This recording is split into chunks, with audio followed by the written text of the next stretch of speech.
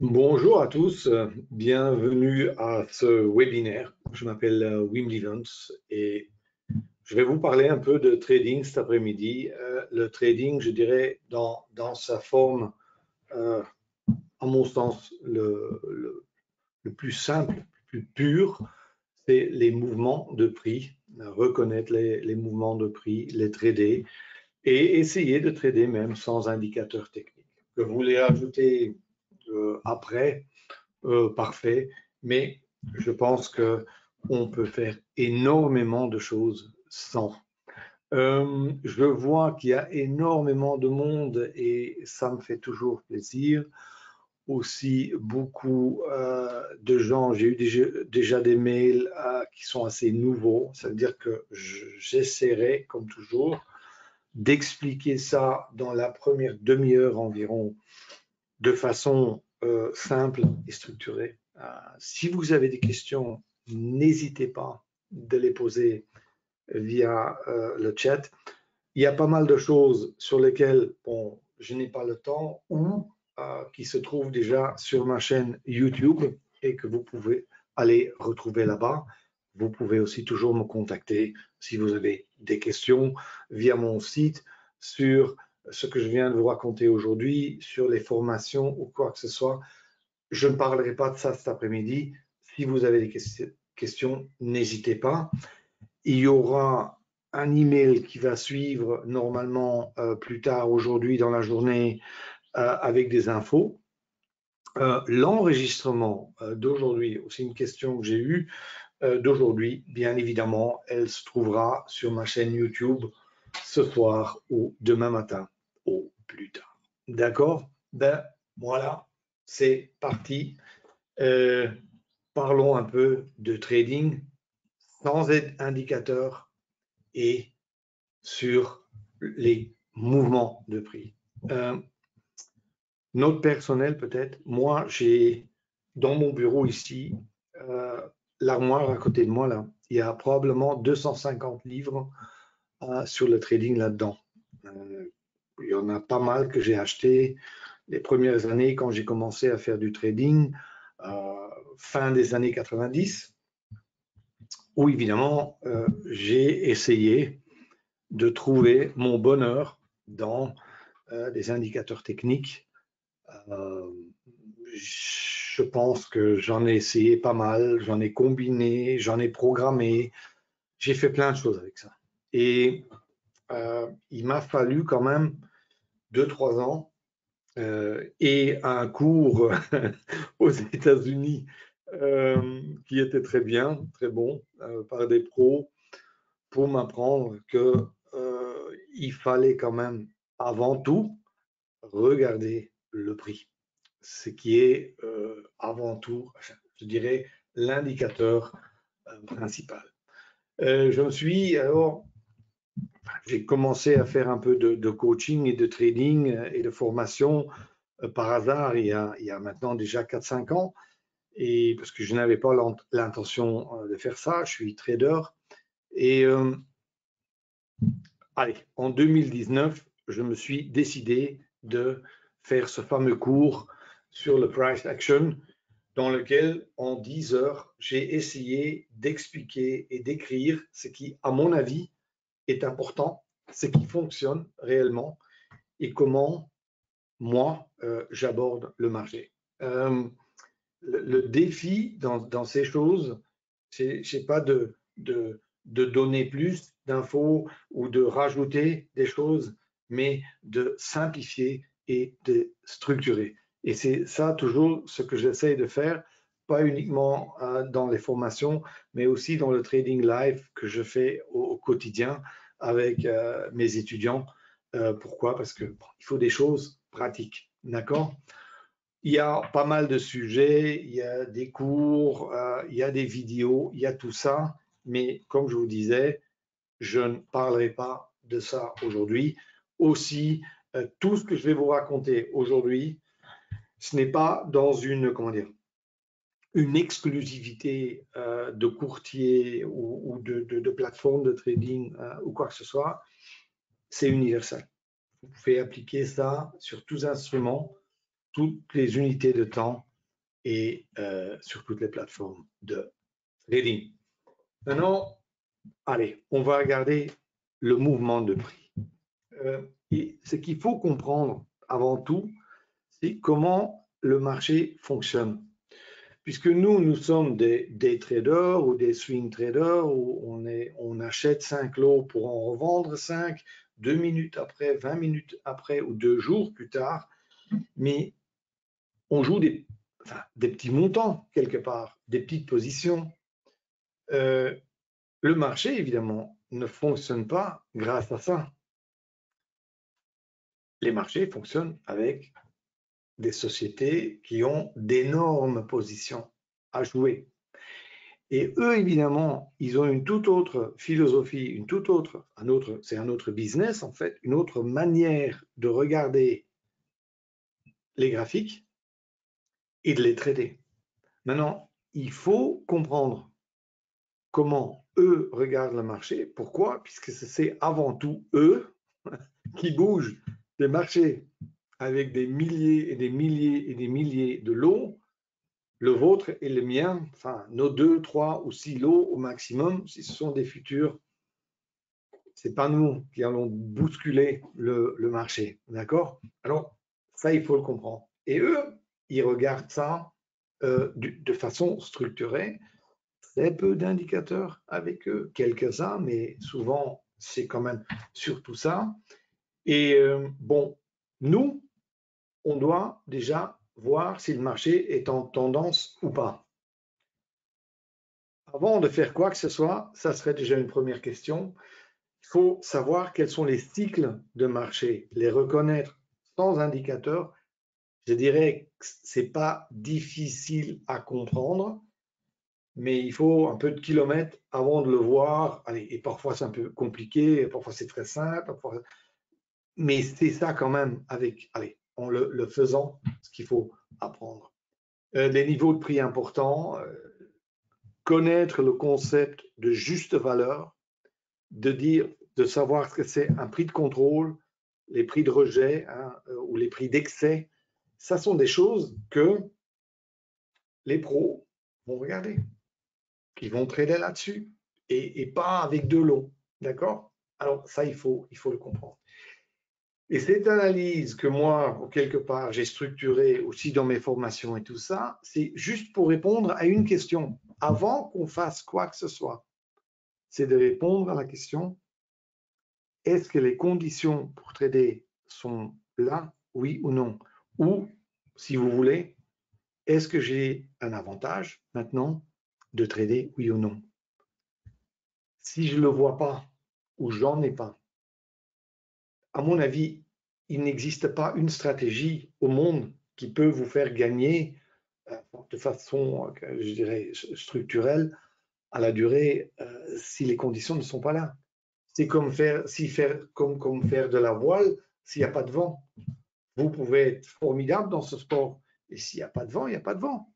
D'accord? Avec le trading, c'est pareil. Il faut d'abord voir et dire, OK, est-ce que maintenant j'y vais? Est-ce que ça vaut la peine? Et là, à ce moment-là, si la réponse est oui, vous sortez une de vos stratégies de la poche, vous attendez le signal et là, vous y allez. C'est-à-dire, ce sont deux décisions clairement, que je dirais, différentes et souvent, on mélange un peu. D'accord? Alors ça, je voulais quand même déjà vous dire. Maintenant, quand même un mot sur cette analyse. Une zone de juste valeur, c'est quoi? Parfois, les gens disent, oui, c'est un range, bah, c'est pas toujours la même chose. Mais une zone de juste valeur, en fait, c'est une zone où, et ça peut être en 1 minute, en 5 minutes, en 1 heure, des envergures, ça dépend du graphique que vous regardez. Mais c'est une zone dans laquelle les acheteurs et les vendeurs, quelque part, sont d'accord sur le prix.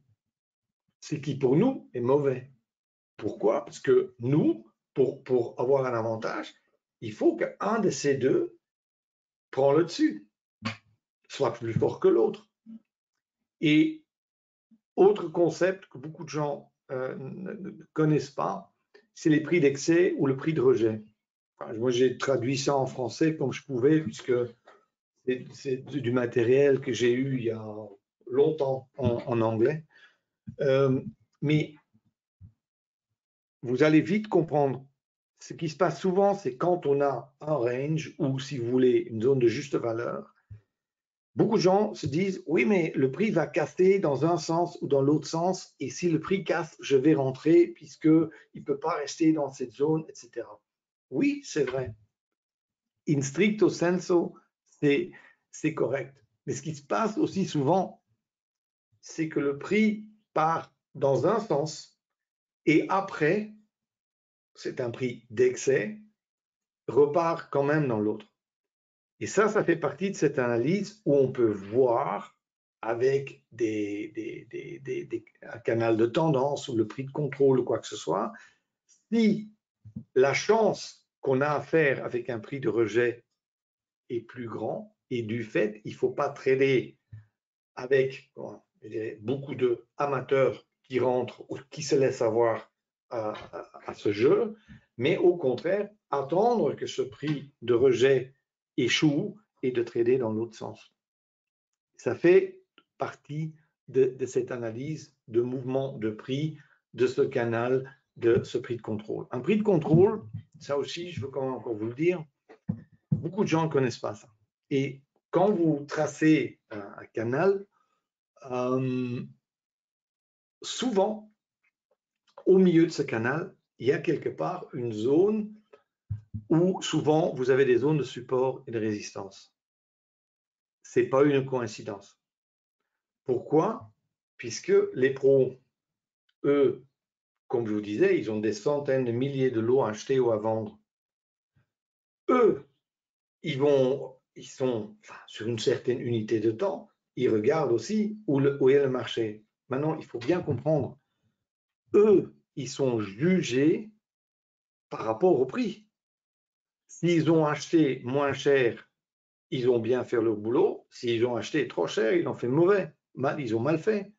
Et bien, ce prix de contrôle, quelque part, c'est ça. Si, par exemple, dans un marché haussier,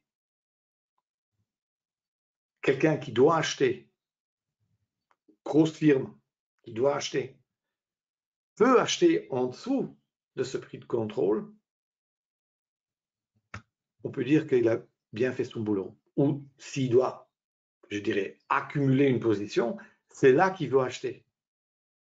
Ou souvent, nous, on fait le contraire avec nos indicateurs. On voit que quelque chose monte, on court derrière parce qu'on dit ah ça monte et tous les indicateurs montrent que ça va dans le bon sens et quelque part on court derrière. Maintenant, si on n'a qu'un ou deux lots à trader et on arrive à s'en sortir avec un petit gain, ça peut encore aller.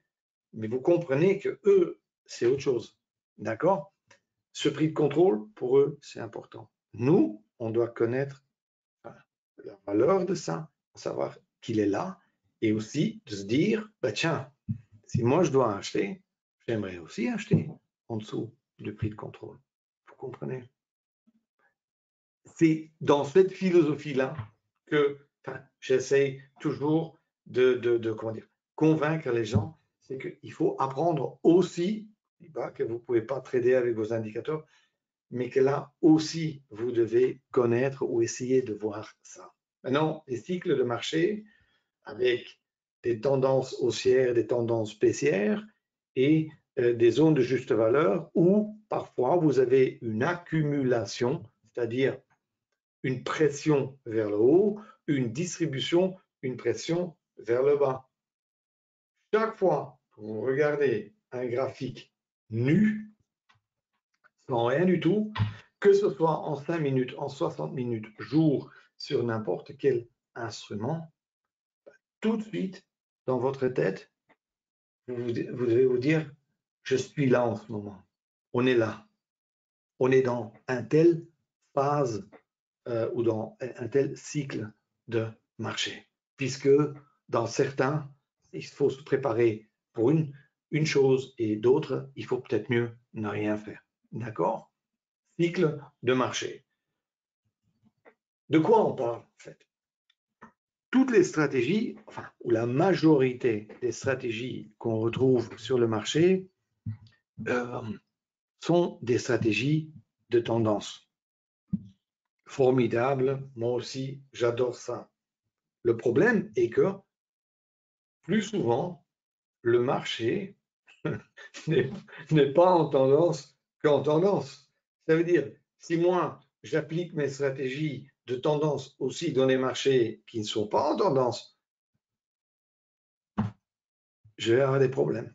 Ça veut dire que je dois essayer de reconnaître quand est-ce que je suis potentiellement en tendance et quand c'est mieux d'attendre. Et c'est un peu ça. Alors ceci, vous voyez toujours les tendances, on parle toujours des hauts et des bas. Et tendance, vous le savez, haut, bas plus haut. Et vous avez déjà sûrement vu des vidéos de ma part où j'essaie toujours de rattraper ou d'attraper ces mouvements au début du mouvement. Ça reste. Ça, c'est bon. Et dans ces marchés-là, la majorité aussi de mes étudiants, ils sont capables de faire avec des stratégies que je donne, etc. Ils sont tout de suite capables de faire de l'argent avec ça. Mais le problème, c'est ça. Le problème, c'est ça. Alors, maintenant, il est facile de regarder ça comme ça, puisque après quelques vagues, de se dire, bon, on est dans un marché, dans un range où une juste valeur, il vaut mieux pas trader, c'est trop tard, puisque à ce moment-là, on a déjà peut-être perdu 4 ou 5 fois. Ça nous arrange pas. Ça veut dire il faut le voir tout à fait au début. Et là, une petite astuce, et ça, je l'ai déjà dit avant aussi, et c'est quelque chose sur laquelle on travaille énormément, et j'ai quelques petites aides visuelles aussi pour vous aider là-dedans. Mais à partir du moment où le prix est capable de trader des deux côtés de la moyenne mobile exponentielle 20, grosso modo à la même distance, hein, moi je parle toujours en centimètres, sur votre graphique, vous voyez que le prix est passé au-dessus à 4 cm, et puis il est passé en dessous 2 cm et demi. À partir du moment où le prix est capable de faire ça, vous êtes en range. Vous partez du principe que le marché va aller sideways, va ranger, jusqu'au moment où il vous montre que peut-être il y a une tendance qui recommence. Et c'est quoi une tendance qui recommence? Haut plus haut, bas plus haut, ou vice-versa. C'est pour ça, cette philosophie sur le price action, ou ce que moi, j'essaie déjà d'apprendre aux gens depuis 5 ans maintenant, c'est trade what you see, de trader uniquement ce que vous voyez, est basé là-dessus. Ça veut dire, je ne suis pas là en train de dire, oui, je suis sûr que le marché va aller ici. Oui, bien évidemment, on fait notre analyse, on a nos idées, mais on va uniquement agir quand la preuve est devant nous. La preuve d'un mouvement de prix valable pour trader. C'est ça un peu la philosophie. J'ai créé toute une checklist là-dessus et en fait qui aide les gens à, après avoir fait cette analyse, et on apprend évidemment à la faire rapidement, de se dire, ben là, ça vaut la peine ou non, je ne touche pas à ça. Deuxième chose, ici, le trading. Pour le day trading, maintenant je parle trading sur secondes, minutes, heures. Je pense que les bougies d'envergure, comme envergure absolue, Renko, VL Bar que j'ai créé moi-même, ou d'autres bougies qui existent dans le marché, mais uniquement basées sur le mouvement de prix, à mon avis, sont nettement meilleures pour le day trading que des bougies de temps. Pourquoi? Parce que ce qu'on va trader, nous, enfin, ce qui nous intéresse, nous, c'est le mouvement.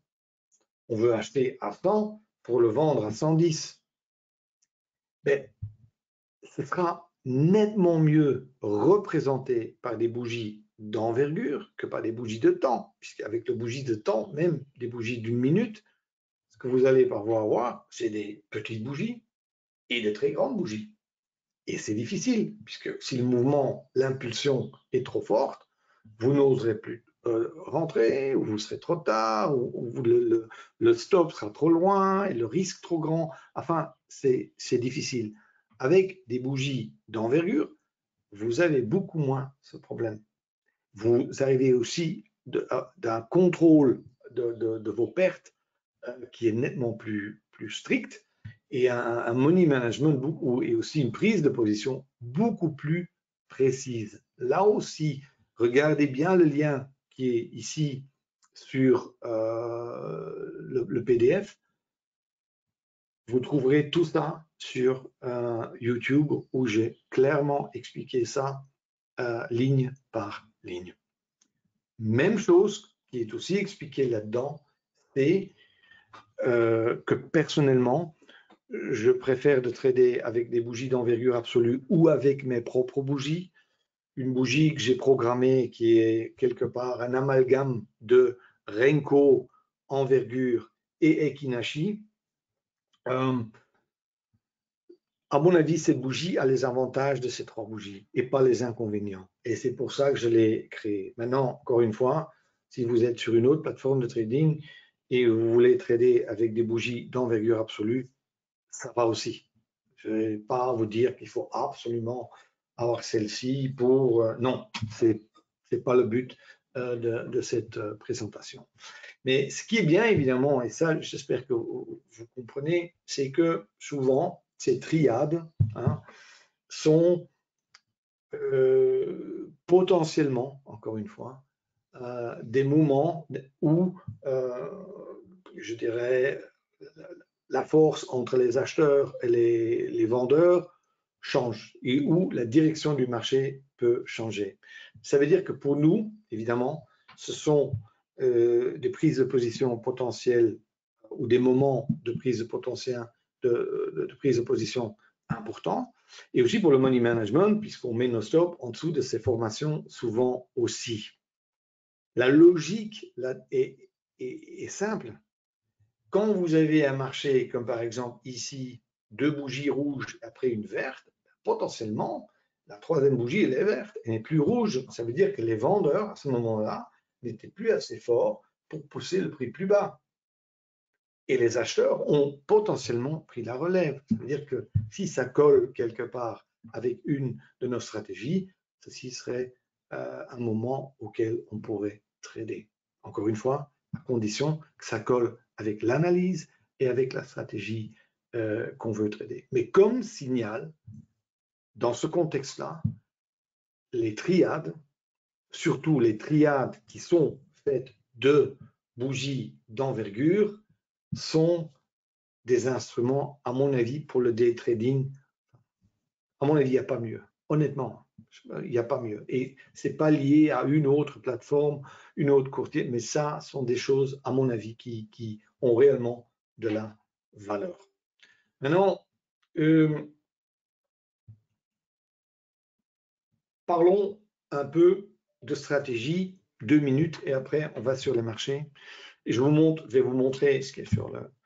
Pour moi, je sais qu'il existe des centaines, peut-être des milliers de stratégies au monde. Quelque part, les gens sont complètement... ne savent plus quoi penser. C'est parfois une usine à gaz, pas possible. Et j'essaye de ramener ça à l'essentiel et faire un peu d'ordre. Regardez maintenant ce PDF et regardez l'image. Combien de mouvements un prix peut faire? Qu'est-ce qu'il peut faire? Je les ai mis ici. Correction de tendance, oui. Cassure d'un range ou un breakout sous certaines conditions, oui. Un test de support ou de résistance, oui. Momentum ou des positions d'impulsion, ou des retournements ou des fins de tendance. Maintenant, peut-être qu'on va encore en trouver un autre, mais moi je pense quelque part, chaque stratégie au monde qui existe, vous pouvez la ramener et la mettre dans une de ces catégories. Alors, faisons les choses plus simples. Maintenant, je n'ai pas dit que ces stratégies sont faciles à appliquer, parce qu'il faut les mettre dans le bon contexte et il faut attendre le signal juste. Puis on n'a pas encore parlé de money management. D'accord. Mais quelque part, dans les stratégies qui existent et les mouvements qu'on peut trader, sont pratiquement tout ça. C'est ça que j'essaie d'expliquer. D'accord? Maintenant, je vois toujours les mêmes erreurs. Humains, hein. Je les ai fait tous. Hein. Bon, là, faut pas.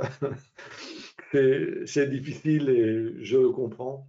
Mais erreur que je vois souvent, c'est qu'on trade quand il n'y a pas de tendance ou même contre la tendance. C'est-à-dire, cette analyse doit être faite correctement.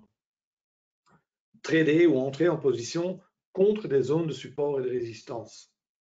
Il vaut mieux pas faire ça. Il y a certaines zones qu'il faut respecter. Numéro 3, c'est, je dirais, pour beaucoup de gens, le problème principal. C'est de vouloir tout trader ou de voir partout des mouvements ou des signaux.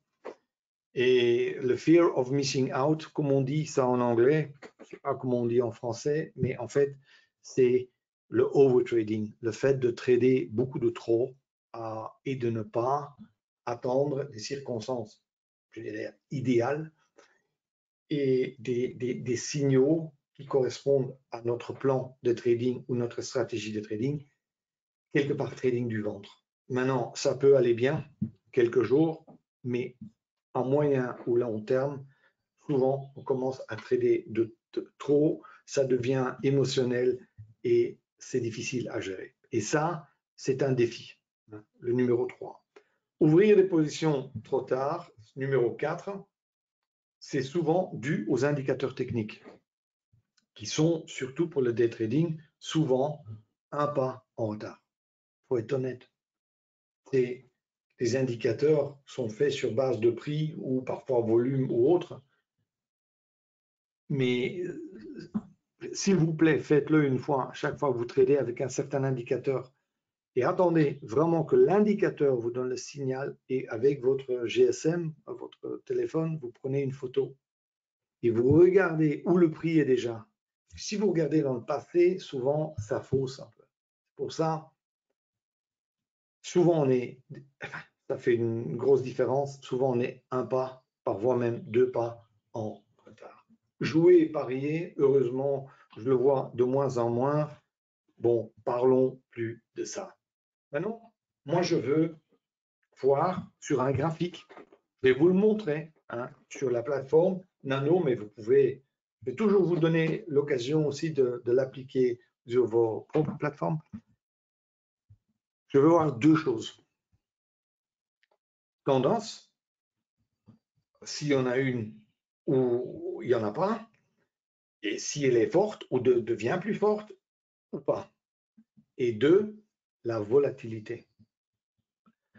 Maintenant, moi, je crée l'outil de tendance, je l'ai programmé pour des algorithmes en NanoTrader, mais vous pouvez la reproduire sur d'autres plateformes de trading avec la EMA 20 et la EMA 110. Je vous expliquerai après pourquoi. Et je vous montrerai aussi sur le graphique comment on peut regarder ça. Deuxième chose est la volatilité ou le momentum. Et là, je le crée avec la EMA 3 et la 8. Là aussi, c'est pour voir la volatilité. Maintenant, ce que je vais faire, ce que je propose de faire, c'est de vous montrer et vous expliquer le reste sur la plateforme. Et j'ai mis le mini S&P ici. J'ai encore le Nasdaq. Je vous explique en 2 mots ce que j'ai. À gauche, en haut, j'ai le 1 minute. Ici, en bas, à gauche, j'ai le 5 minutes avec les hauts et les bas d'hier et les points pivots. Et ici, regardez pas encore ici en bas, je vais faire ça comme ça, Ça, c'est pour après. J'ai ici un tout simple graphique de bougie d'envergure. J'ai même pas changé la couleur, c'est-à-dire que je l'ai fait exprès le plus simple, le plus basique possible. Chaque ligne, chaque bougie fait 2 ticks sur la S&P. C'est très rapide, vous pouvez le faire plus lentement, mais pour la démonstration aujourd'hui, je préfère le faire rapidement. Je veux vous le montrer. Petit instant, j'ai encore autre chose à faire ici. Hop.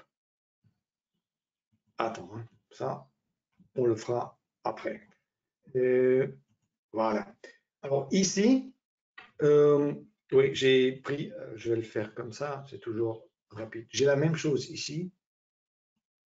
Et j'ai tradé sur le Nasdaq où j'ai mon premier objectif atteint. Regardez. Ça, je vais le laisser courir et je vous l'expliquerai après. Je ne voulais pas louper le mouvement. J'adore trader le Nasdaq l'après-midi puisqu'il est très volatile. Et voilà, je vous l'expliquerai après. Maintenant, je vais vous montrer ce que j'ai là. Vous voyez la ligne bleue? C'est la EMA 110. La ligne rouge, c'est la EMA 20. Pourquoi? La EMA 20, je vous ai expliqué, j'aime bien l'utiliser pour décider si j'ai une tendance oui ou non. Maintenant, on me demande, mais oui, pourquoi tu mets cette 110? Jamais entendu parler de ça. C'est quoi ça, cette 110? Mais la 110, en fait, c'est la EMA 20. Elle correspond à la EMA 20, mais dans une unité de temps ou dimension plus haut, plus élevée. Il faut multiplier par 5,5. Ne me demandez pas maintenant de vous expliquer pourquoi. Ça nous mènerait trop loin. Mais c'est ça en fait ce qu'il faut voir. Et maintenant, si je vois que la ligne rouge est au-dessus de la ligne bleue, je ne peux que trader à l'achat. Si c'est l'inverse, je trade que short. Maintenant, évidemment, ça ne suffit pas. Ça me montre juste dans quel sens. Mais ça ne me montre pas encore est-ce que je veux trader, oui ou non. Et pour ça, j'ai besoin de la volatilité. Et je l'ai représenté ici comme des, vous voyez ces nuages. Ah, ça m'intéresse. Là, je suis dedans.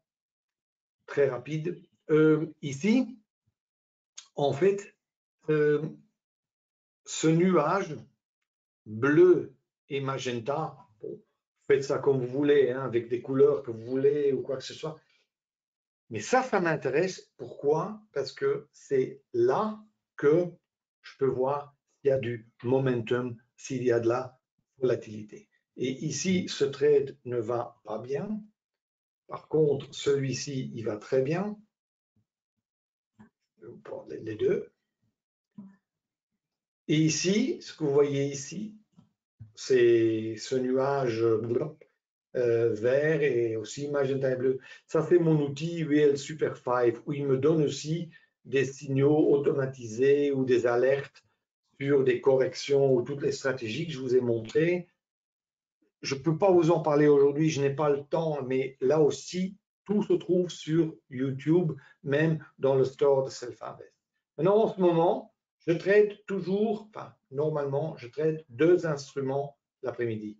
Souvent la S&P sur lequel j'ai perdu, j'ai 150 $ de perte, mais sur le Nasdaq, j'ai gagné presque 200 et je suis presque 500 en avance. D'accord? Et maintenant, vous voyez clairement ces fameuses triades. Vous voyez les bougies. Et aussi ici, les bougies que vous voyez sur le Nasdaq, c'est ma bougie.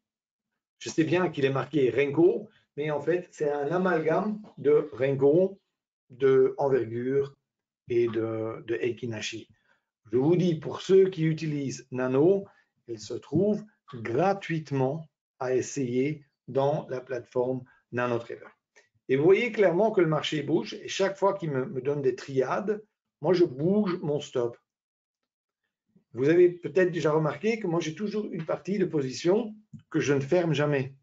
Je laisse courir. Ça veut dire que tant que le marché court, l'histoire de money management, on parlait de trop aujourd'hui, je n'ai pas le temps, mais je laisse courir.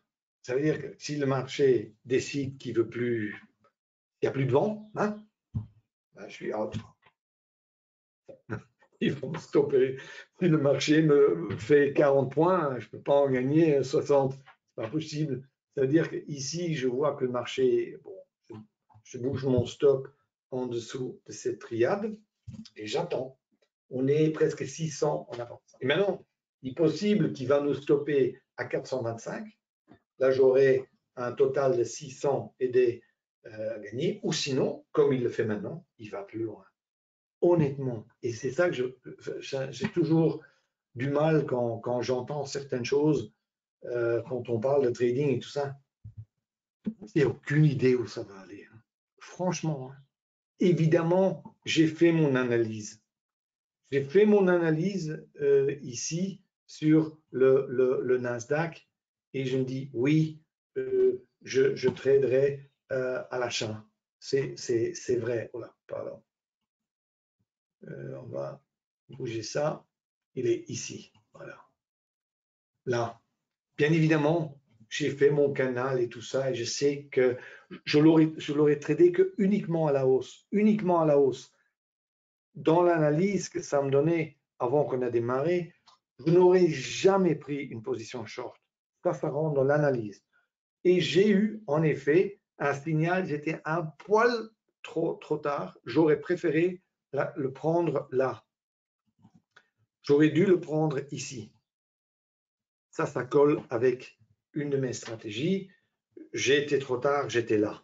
Bon, ok, enfin, webinaire et tout ça. Et regardez, le marché, il bouge toujours plus. Petit instant, sorry, hein, juste, pop. Je suis où là? Hop, erase. Et je dois juste bouger mon stop et je le mets là. Voilà, juste en dessous de cette triade. Et on continue, d'accord? Maintenant, on me demande ici sur différentes stratégies. Évidemment, il y a entre je ne dois pas le regarder parce que j'ai mon stop qui est mis.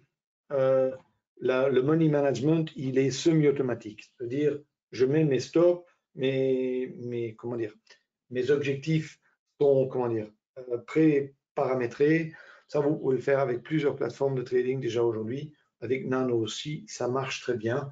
Et moi, ce que je fais, j'adore toujours, moi, bouger mon stop moi-même. Je ne devrais pas, en fait, parce que ceci, dans certaines de mes stratégies, de mes outils, je les ai automatisés. Quelque part, ce n'est pas dans ma nature personnelle. Et moi, j'aime bien bouger mon stop moi-même. Mais vous pouvez automatiser aussi. Oui. Alors, ici, pour ces setups, il y a pas mal de setups de trading. Comme je vous avais parlé de correction et de momentum et de retournement et tout ça est expliqué. Et il y a des représentations visuelles simples à voir et à trader. Et c'est ça que j'essaie de montrer ou d'apprendre aux gens. Ce qui est important, parce que les gens, à chaque fois qu'ils font ces formations, toujours, parce que oui, il y a tellement de setup, et ça c'est intéressant, et ça c'est intéressant, et ça c'est tout bon, et là on peut encore combiner avec, et ça je pourrais le faire avec cet instrument-ci, et ça je pourrais le faire avec l'autre. Et moi au début, ce que j'essaie toujours d'expliquer aux gens, c'est de dire, faites-moi. Commencez avec 2, maximum 3 mouvements. Si ça marche bien, on peut toujours aller plus loin après, mais ne faites pas trop, d'accord? Et moi aussi, j'ai mes favoris, je ne vous le cache pas, j'ai certains favoris, certains mouvements que j'arrive à reconnaître facilement et que j'adore trader. J'ai aussi plusieurs systèmes de money management, mais j'en ai un que je préfère. C'est comme ça. Bon, est-ce que c'est le meilleur? Non, pas nécessairement. C'est un qui qui colle bien à ma personnalité, qui me va bien. Et c'est ça, en fait, qu'il faut essayer de faire. Maintenant, j'aurais voulu vous montrer encore d'autres, mais ici, c'est une position que je n'aime pas abandonner. Et je suis toujours là, je monte toujours. Maintenant, on est à 770, risque 720. Ouais, bon, là, à partir du moment où il me touche là, je suis out. Et en effet, cette vague verte, c'est en fait la EMA 110 et la EMA 20. C'est un peu différent, mais c'est allez, je dirais, pas loin de ça du tout. Et des questions que j'ai souvent, qu'est-ce que j'ai fait ici? Bon, j'ai créé un outil qui s'appelle le Super 5 qui va en fait reconnaître certaines formations. Ce sont des algorithmes. Et ça nous permet évidemment de nous faire alerter de certains mouvements, que ce soit correction, retournement, test de support et de résistance. Enfin, ils sont tous dedans, même des mouvements de scalping qu'on peut trader en automatique. Mais encore une fois, pour ça, s'il vous plaît, allez regarder sur ma chaîne de YouTube. Les vidéos sont sur, ou sinon, revenez vers moi et posez votre question. Maintenant, il y a une dernière chose que je n'ai pas expliquée. Ici, je suis stoppé. Hein. Oui, 910. OK. Bon, ici, dernière chose que je voulais quand même vous expliquer. Ici, maintenant, j'ai fait mon analyse ici sur 1 minute. Pourquoi? Parce que je voulais trader avec vous rapidement. Regardez, le marché S&P chute fortement. C'est un peu trop tard maintenant pour entrer. On aurait dû le prendre plus tôt. Mais je l'ai fait sur 1 minute. Je pourrais le faire sur 5 minutes, 15 minutes, 1 heure. Mais, ce que je fais ici, c'est à gauche, j'analyse. Comme je vous disais avant, est-ce que les conditions pour trader sont là? Oui ou non? Est-ce que ça vaut la peine de trader maintenant? Est-ce que je suis au bon endroit pour trader? C'est une chose. Et après, je vais évidemment trader ça avec mes bougies d'envergure ou mes VL bar ou même mes Renko.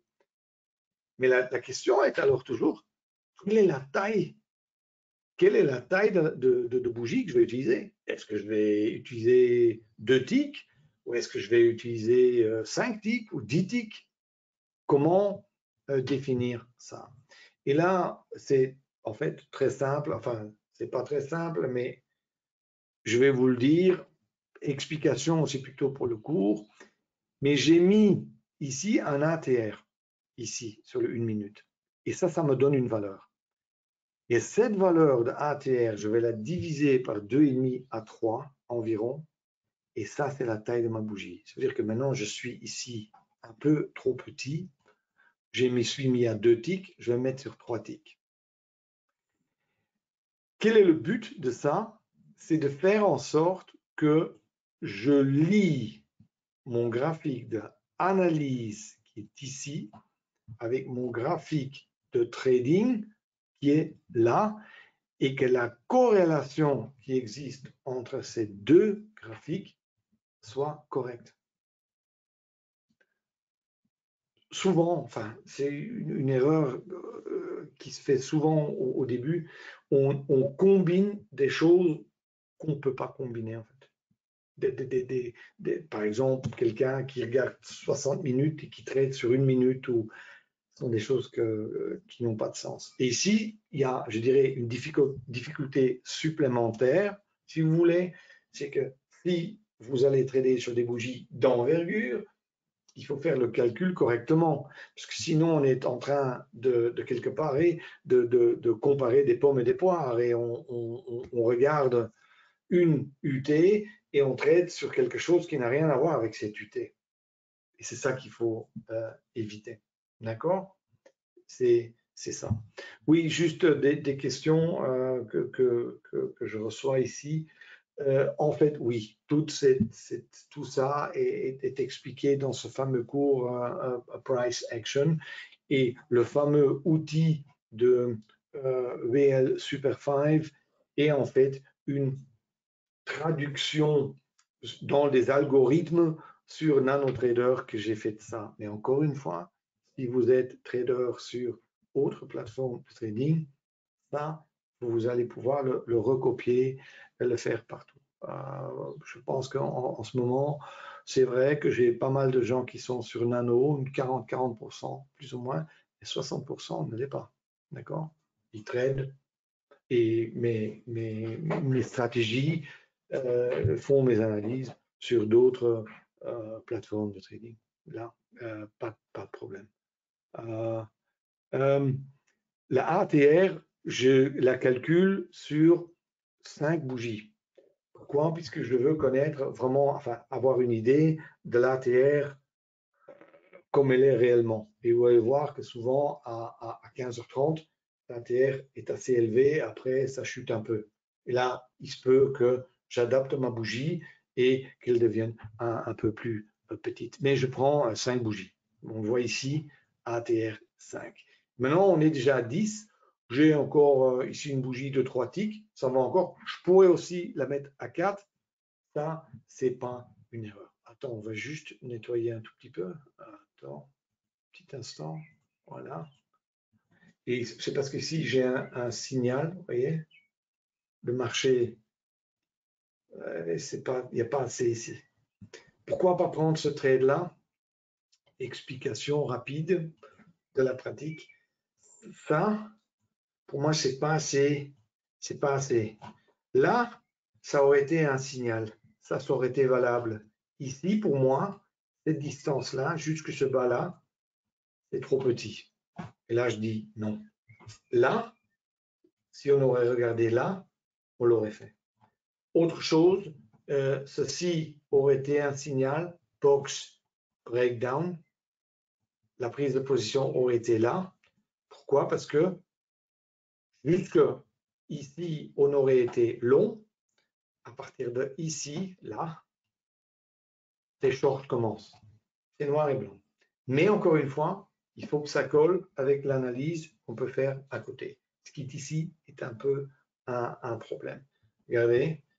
Alors, c'est bien parce que maintenant, enfin, le marché a fortement bougé, mais ce matin, enfin, pas ce matin, mais il y a 3/4 d'heure, mon analyse était ça. Et sur le Nasdaq aussi, c'est pour ça que j'ai pris ce trade à l'achat. Moi aussi, avant, je l'ai vu, j'ai aussi pris un trade à l'achat sur le S&P que j'ai perdu. D'accord? Moi, mon analyse me disait, Wim, chance que ça va monter et prépare-toi pour trader à l'achat avec une de tes stratégies. Marché fait exactement le contraire. Et ça, on ne peut pas le savoir. Et c'est pour ça que moi, je dis toujours, peut-être on passe trop de temps sur analyse et pas assez de temps sur essayer de agir sur ce qui se passe réellement. Et pour moi, quand le marché fait un signal au début, contrairement à mon analyse, moi souvent je ne traite pas. J'attends juste que je peux à nouveau faire une analyse qui quelque part me donne un avantage, et à ce moment-là, je vais de nouveau trader. Ici, ce n'était sur le S&P à découvert, ce n'était pas le cas. Alors on me demande toujours, oui, mais oui, à partir de quand ce serait le cas? Ben, par exemple, si le marché ferait ça, regardez où je dessine, hein, ferait ça, et là il recommence à chuter. Et là je pourrais faire, je peux voir un mouvement, et je dis, ah oui, maintenant le premier mouvement, il est mort, on est dans un autre mouvement, j'attends le signal, ok, je prends une de mes stratégies de la poche et je peux appliquer. Trade what you see. Thierry, s'il faut changer la Renko ou l'envergure constamment, non. Puisque, en fait, avec l'expérience, on apprend à connaître ces instruments. Moi, l'après-midi, c'est Nasdaq S&P, parfois avec certains étudiants, c'est le Dow, le matin, c'est le DAX. Aussi, question, est-ce qu'on traite qu'un instrument ou plusieurs? Est-ce qu'on fait son analyse sur 1 minute, 5 minutes, 15 minutes ou plus même? Par exemple, le même principe que ce que vous voyez ici est aussi fait sur Forex. Mais là, le graphique de référence est toujours 1 heure, 60 minutes.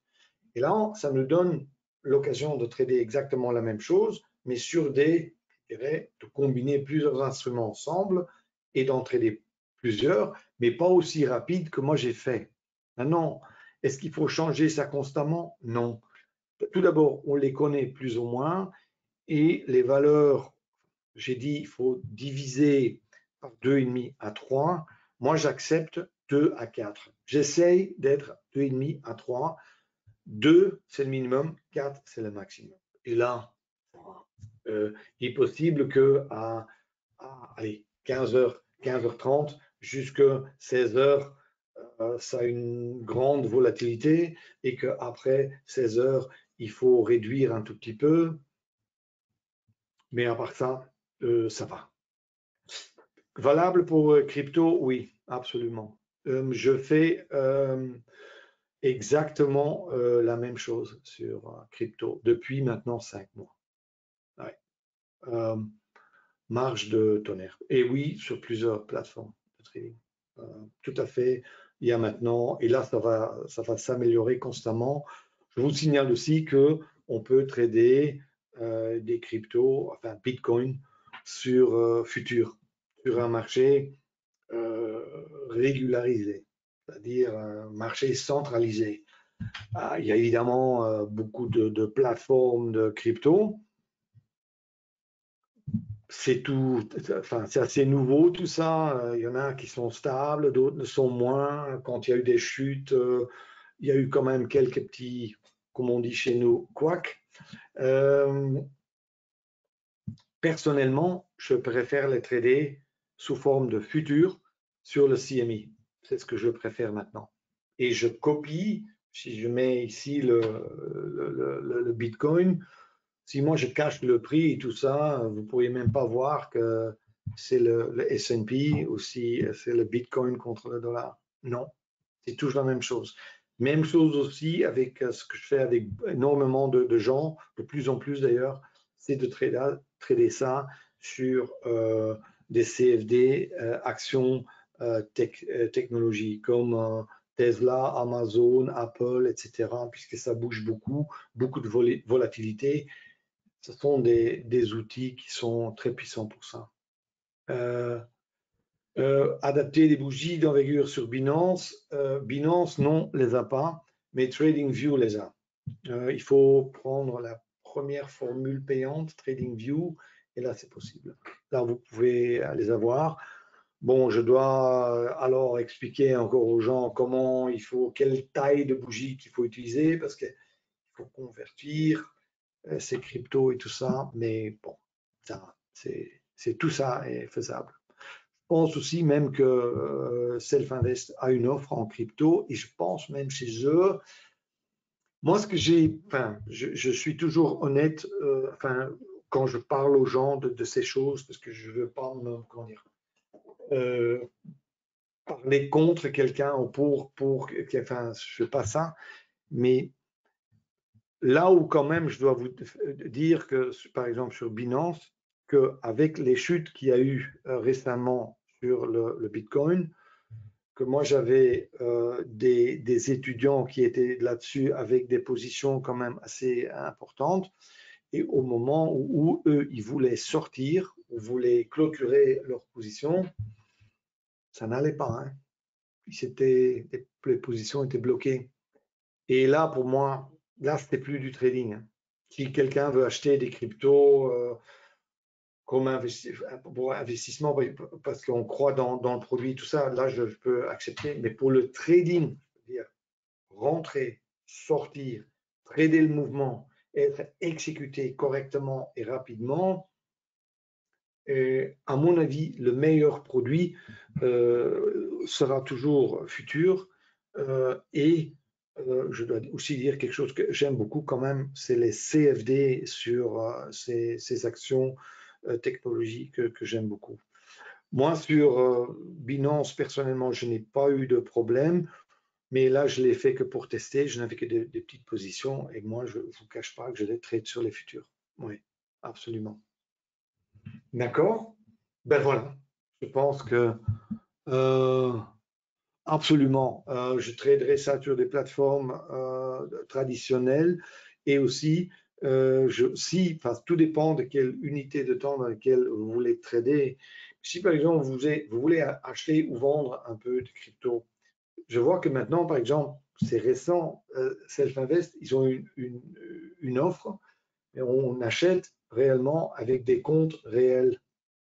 Et ça, quand même, au niveau de sécurité, c'est quand même mieux. Si par exemple vous dites, oui, je veux acheter du Bitcoin pour, par exemple, allez, 2 ou 3 semaines ou une autre monnaie, là, vous êtes mieux de passer par une chose pareille. Aussi, il ne faut jamais oublier sur des choses comme Binance que le financement, tout ça, parce qu'on peut se poser la question comment ils gagnent de l'argent. Évidemment, il y a un peu de commission, mais aussi, surtout, le financement de la marge.